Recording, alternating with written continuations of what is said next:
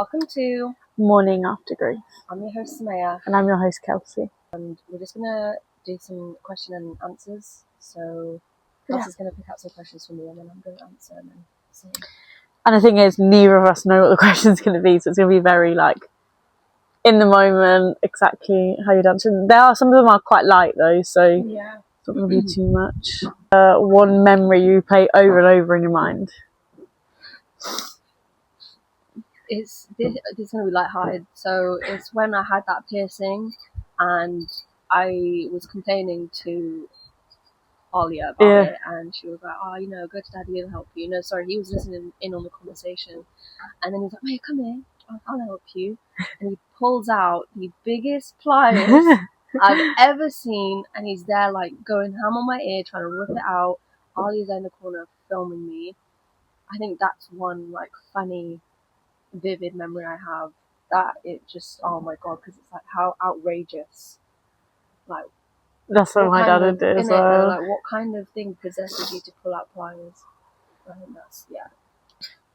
Guys, I had this hair done yesterday. Beautiful. Still looking like this, still nice and fresh. If they could leave you one voice note today, what do you think it would say? And they're on the spot here, guys. Really are. If you could leave me one voice note, he'd probably say, I think he'd probably just say, stop overthinking things, go and live your life, and also make sure everyone's okay. I think he'd just be like, stop stressing about little things. You don't live forever, Kelsey. Just go do these things. Go be crazy, girl. That's what I think. Go be crazy. Go be crazy. Go be wild. Okay. What's one tradition that you still keep because of them? Tradition. Or maybe something that...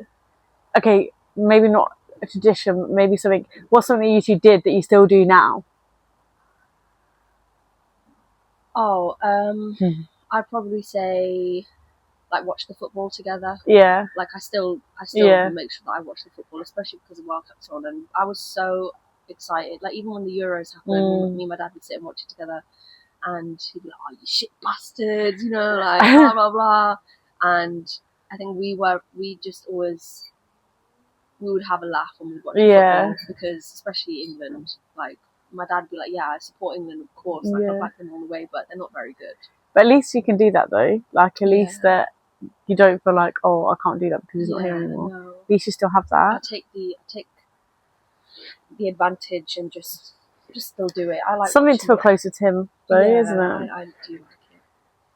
What's something they did that drove you mad, but you'd love to experience one more time? Oh my god, when he used to do that thing to my leg.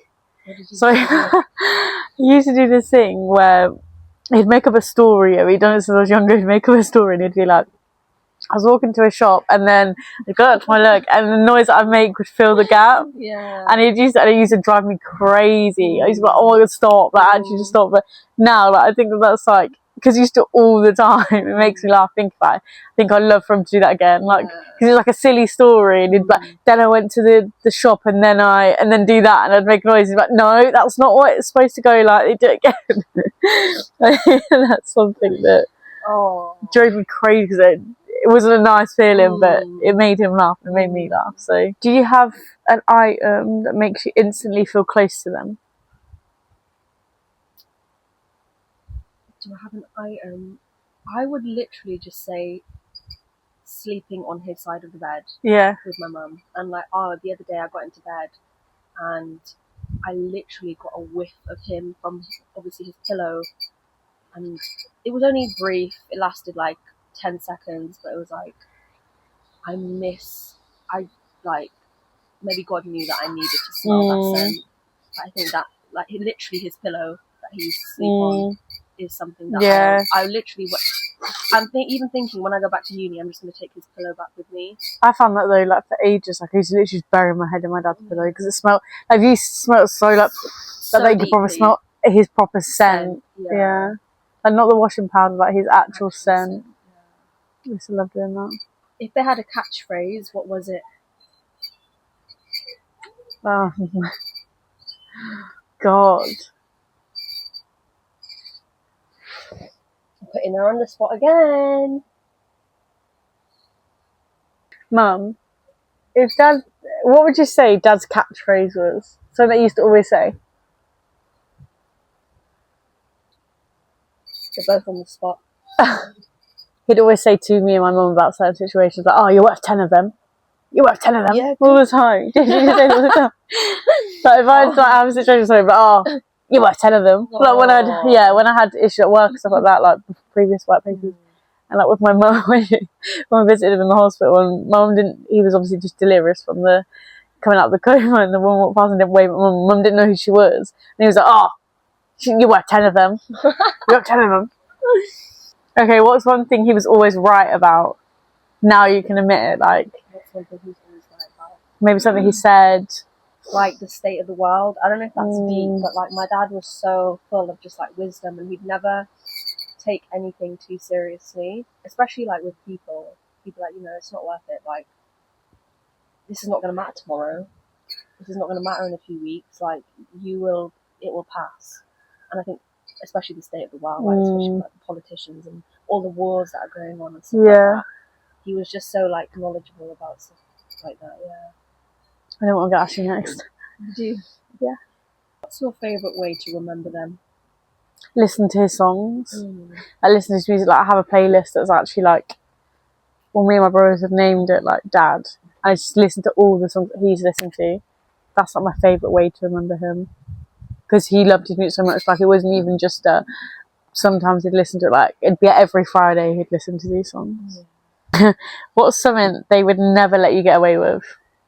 So that you did that he wouldn't let you get away with. Do you know what it is? And my dad was very like, he was obviously strict in his own way, and he'd always say, "Oh, like go ask your mum if you can do that." Like I don't mind, but you have to ask your mum. Yeah, that's what my dad used to be like. Yeah.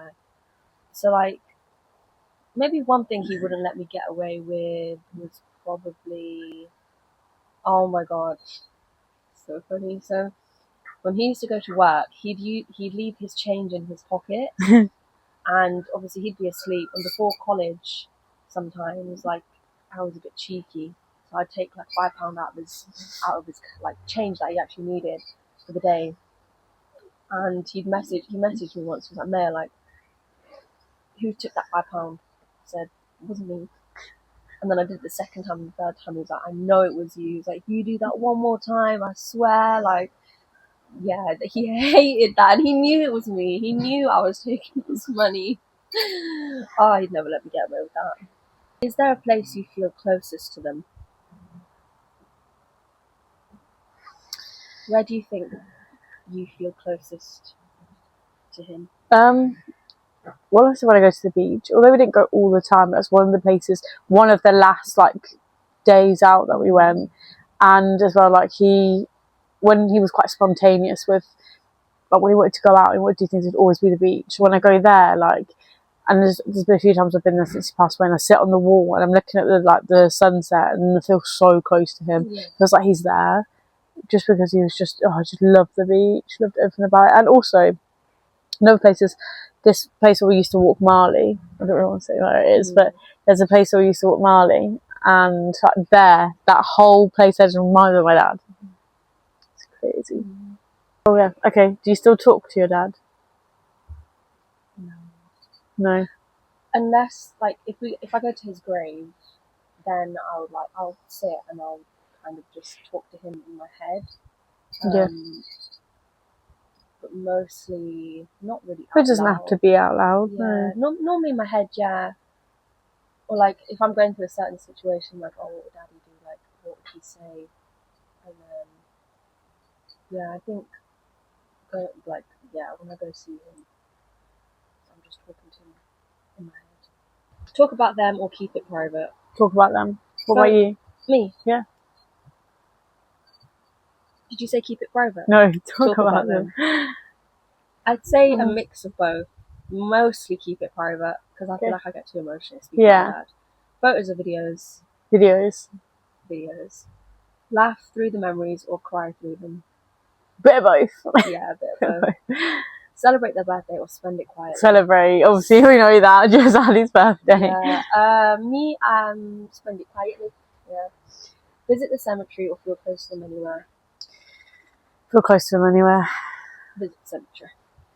No, it should be feel close to them anywhere. Maybe a mix of both, because I feel like I'm most closest when I'm there, like at his grave. Keep all their belongings or only a few special items. Keep all their belongings. Only a few special items. Listen to their favourite music or avoid it. Listen to their favourite music. Avoid it. Read old messages or leave them untouched. Read old messages. Leave them untouched. I feel like this is you saying that wrong. Read No. like, do you know, because it's like this, but let me do it now. Okay. Watch old home videos or look through photo albums. Look through photo albums. Old home videos. That's what you like. Speak them out loud or in your head. In my head. In your head. In your head. Happy tears or sad tears? Sad tears. Sad all the way. Okay. Remember the good days or talk about the hard days. Remember the good days. Something we can agree on there. Share your grief online or keep it offline. Online. I mean, we're posting about it. Celebrate their life or focus on missing them. Celebrate their life. You can't be too morbid. Smell their perfume or hear their laugh. Hear their laugh. Yeah. Know they're watching over you or spend one more day with them. Obviously, spend what kind of is that question? Oh yeah. Cry alone or cry with someone. Cry with someone. Cry with someone. Yeah. Visit places that remind you of them or avoid them. Visit places that remind you of them. Avoid them. So, guys, as you can tell from this episode, I am an avoidant. Does grief get easier or do you get stronger? Stronger, definitely. Grief will never get easier. Grief will always feel as painful. This one is, we're going to have opposites to this. Why? Is the first year harder or the years after? I think the years after. I don't think you realise that until like when you're at that point, it feels as hard as it's going to get. Like every day feels harder, and you think right now is the hard. Like I'm feeling it right now, it's raw. But then when I look back, like maybe I was coping with it a lot better than I was at the start to how I am now. Yeah. Yeah. Well, I'm in for a whirlwind of... Yeah, we're different people. I know, but Kelsey, it's like, I don't know. I think myself, like I feel like because I was obviously caring for him, I was like, I don't feel like as time's got on, I'm further away from him. So then I just, if I have a mental breakdown, I'm having a mental breakdown. Like I'm not having a little cry. It's building up and then splurting out. Is it better to keep busy or allow yourself to stop? Keep busy. Maybe a bit of both. Because I feel like if you're constantly, like, it's good to be busy, of course. Sometimes you just need to sit and be like, oh, would you rather know the day you'll lose someone or never know? Know the day, because then I can make sure. Oh, I don't know. But then would you always constantly be like anxiety and clock watching all the time and like being like, oh no, lessons out because maybe not know. I think, I don't know with that one, I think I'd rather know a year. What, a year before? No, I'd rather know the year they're going to die. The year they die. But I wouldn't want to know a specific date. I don't think. I don't think I'd want to know. Because I think I'd start grieving already then. I'd start like, and I couldn't focus on them then. Because I'd be like, oh my God, I'm going to lose you. Yeah. I don't know. And that is where we'll leave the video. Hope you enjoyed it. I hope it brought you peace. And if you're going through grief, if you've lost somebody, what's one thing you would say to the person that you've lost? Don't forget to visit our TikTok account and ask us questions. Maybe we can answer in our next video or tell us your stories. Thank you for watching. Bye.